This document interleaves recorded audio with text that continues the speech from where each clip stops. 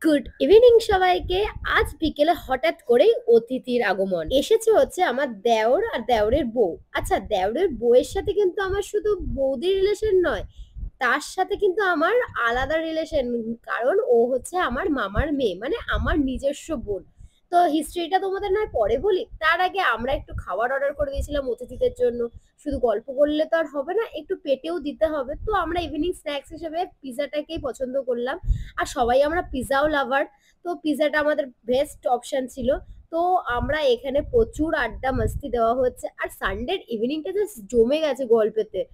আর আমরা যেখানে থাকবো সেখানে হাসি ঠাট্টা হবে না, এটা তো হতেই পারে না। খুব তাড়াতাড়ি আরেকজন মেম্বারও কিন্তু আমাদের দলে নাম লেখাতে চলেছে, সেটা তোমরা আস্তে আস্তে আমার মিনি ব্লগে জানতে পারবে। আচ্ছা, তোমরা জানিও তো আমাদের দুই বোনের কোনো মুখের মিল আছে কিনা, অবশ্যই কমেন্ট করে জানিও।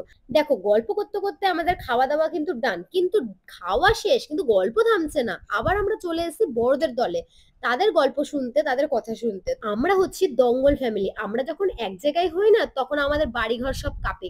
কি কারণে? হাসিতে হাসিতে। সবার হাসি শুনলে তোমরাও একদিন পাগল হয়ে যাবে। অবশ্যই তোমাদের সাথে শেয়ার করবো। চলো আজকের জন্য এখানেই, বাই বাই।